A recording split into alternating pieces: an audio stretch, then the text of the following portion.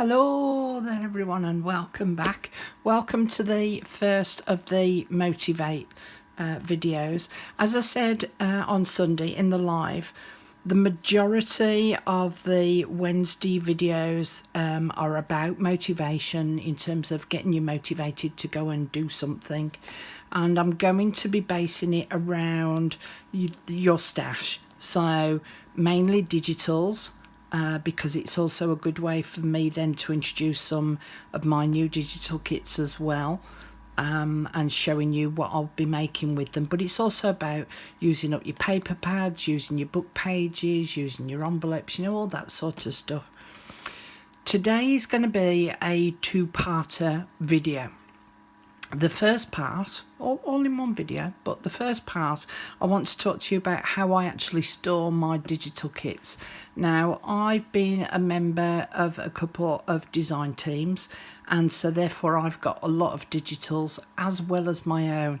So I try and get a folder. I need to do some new labels, but this one is my Artie May, or one of my Artie May's folders. And what I try to do, now, this might be overkill for some of you, but there might be something in there that you might think might apply for you. I try to print off, I did say try, I try to print off the full digital kit and keep it in one of the wallets. I then print off another kit that I'm going to utilise, and I cut all the bits and pieces out. Sometimes I keep the cut out pieces already in a plastic bag so that they're with the actual full kit itself. The other thing that I do is I transfer the digital kit onto disc. Now for me, because I make the videos, I've also got the videos on here as well together with the digital kit, so that I can go back and go and have a look if needs be. If I can't find it on YouTube, or I've deleted it or whatever, it can give me some inspiration. So you could include some photographs of the project that you've made utilising this kit, which will then give you inspiration, because as much as we would love to have a great memory, unfortunately, as you start to get a little bit older, you can forget these things. So if you take some photographs of your work, you could store them together with the digital kit. Now, I store mine on CD because at the moment the laptops that I own accept CDs, but most of the modern laptops that are available don't accept CDs, so you could keep them on an external hard drive as well. So this is my Artie May's folder, and as I say, I print out a full set. I then print out a set that I could use in a journal, and I store the information on my computer, but I also then transfer it onto a disk or an external hard drive. So if my laptop decides to go kaboom, as they can do from time to time, then at least I've got the backup. I know I can go back into Etsy and go and download them, but the odd one or two times, some of the digital kits, not Andrea's, but some digital kit makers tend to put a time limit onto how many, a time limit and a time quantity of how many you can download the digital kit, and there's sometimes a time limit as to you've got 5 days or 3 months, whatever, to download the project. So it's a good way of making sure that you've downloaded it. Now, I've fallen behind with mine, and I've still got some work to do on some of mine, but as you can see, look, I've got the CDs in here together with the papers. So that's how I store my digital kits, is in an A4 file folder. You might have your own way of doing it, but I just wanted to show you the way in which I do it. It might give you a little bit of inspiration. So the project that I want to show you how to make is this storage box. Now again, everyone might already have their own system for storing their digital printouts. In this one, I've got things like postcards, memory notes, bingo cards, and I could put a divider in between each of these so that it's easily recognisable as to where that particular thing is actually stored. So I'm going to show you this. I've done a set of instructions which is in my book here. I'm going to go through that with you, but I'm also going to download it onto Flickr as well, so that if you want to print it off, then you can do. All right, so in my little book, oh, and I love this, I stuck this sticker on the front of my book. You might not be able to read it properly, but it says, "The real secret of success is enthusiasm." How true is that? So this is my set of instructions for this particular project.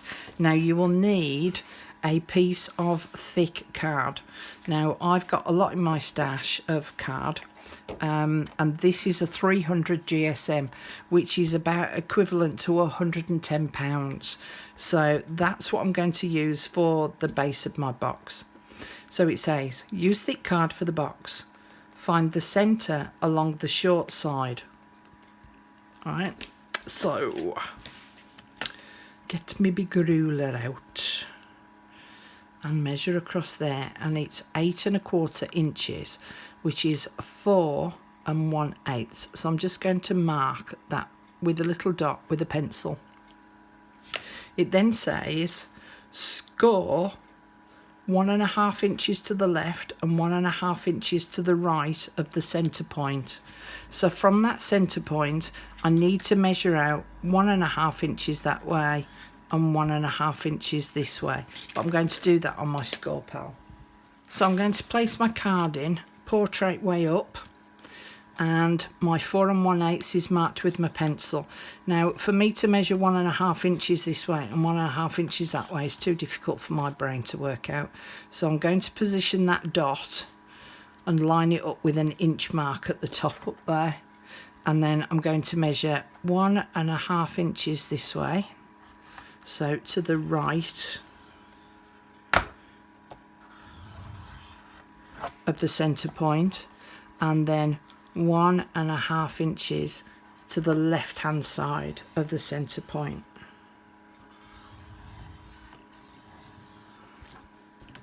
So this part here is going to form the base of the box. Measure the remaining amount and make a note. Now the remaining amount is this part here, right? So I need to make a note of the measurement of this part here, which is actually 2 5/8 inches. Okay, so I'm going to spin it round and I'm going to score at 2 5/8 inches. 4, 5.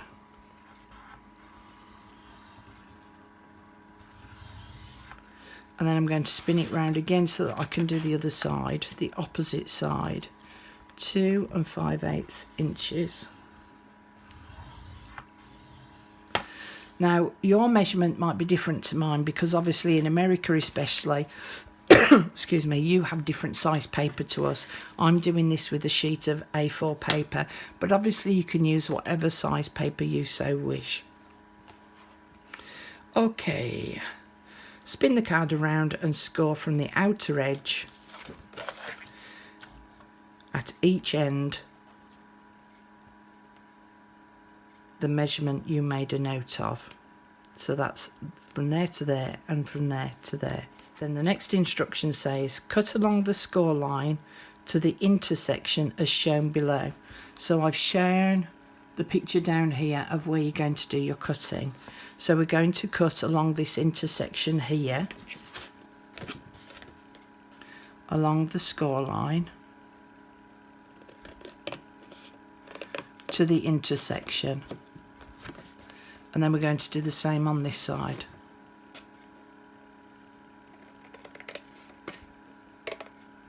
And then we're going to do the same down at the bottom end.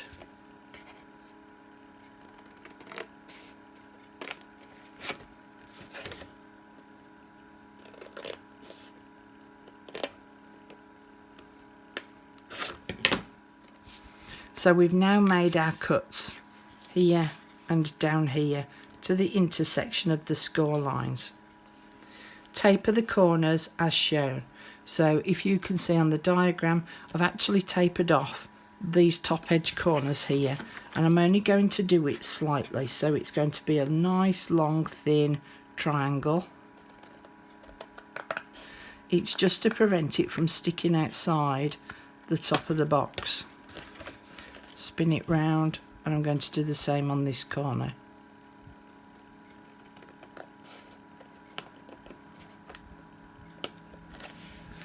And then do the same at this end down here.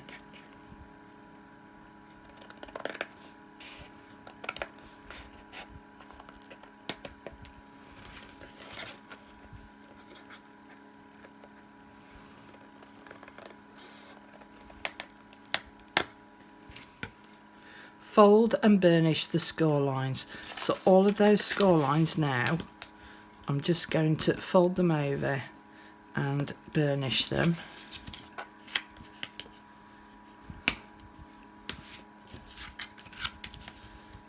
Because it's such thick card, it gives you a rounded edge and you want a nice crisp edge. And then I'll open it up, spin it round and do the next one. Fold that out, spin it round, do the next one.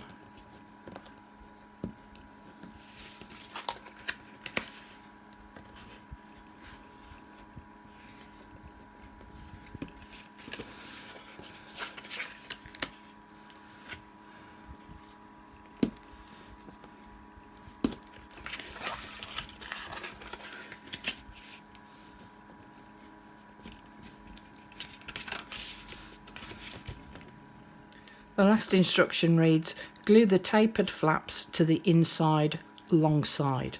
So these are the tapered flaps here, and I want to glue them to this inside of the long side. So that's the long side. I don't want to glue it to the outside, I want to glue it to the inside. And this is where the tapered edge comes in, because now you've got a nice neat finish at the top here, and this card isn't extending beyond. So I'll fold that edge over, put some glue on the back, and the same with this end.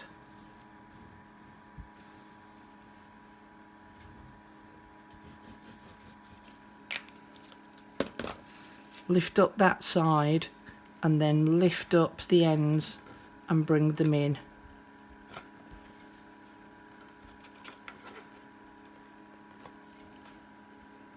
Making sure that they all meet at the end on the corner. Now the nice thing about doing it this way is that this inside edge of the box now has a double thickness of card to help to support it. So fold those in.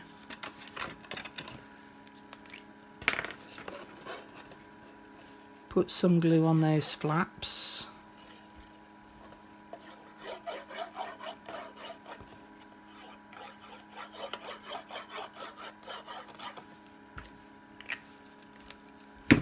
And then stick that down on top.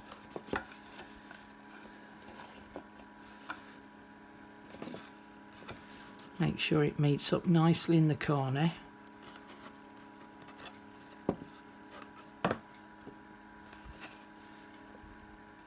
And that's our box now all nicely made up.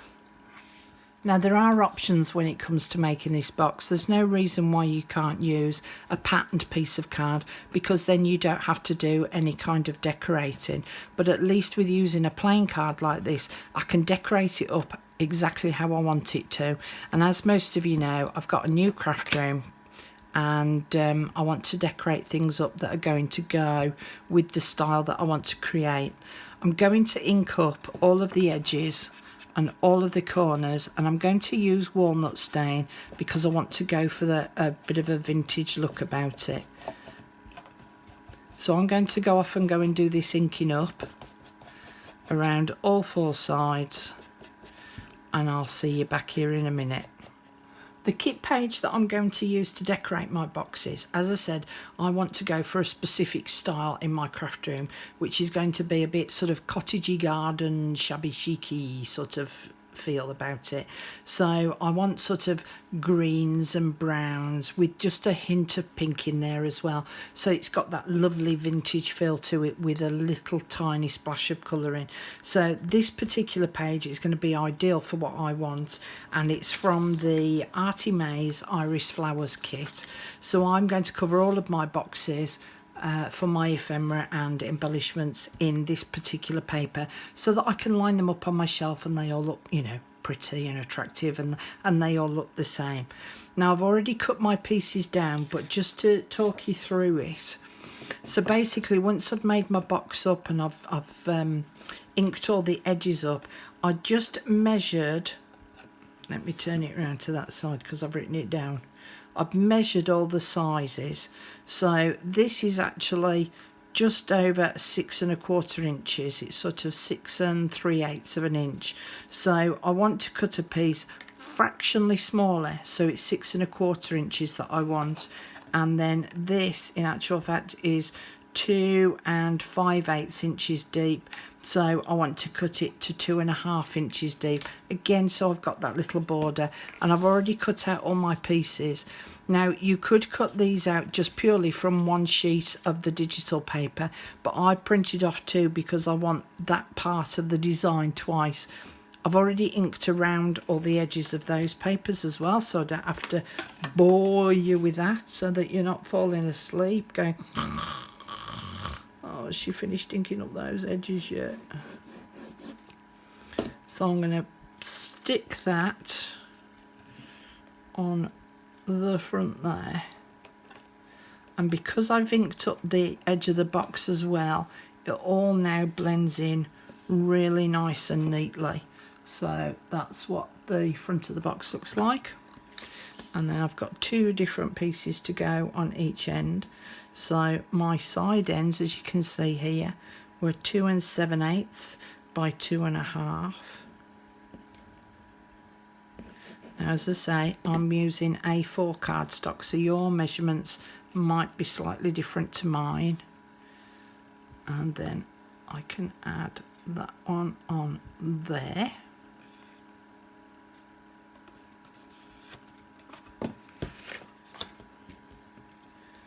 And that's all my pieces now in place.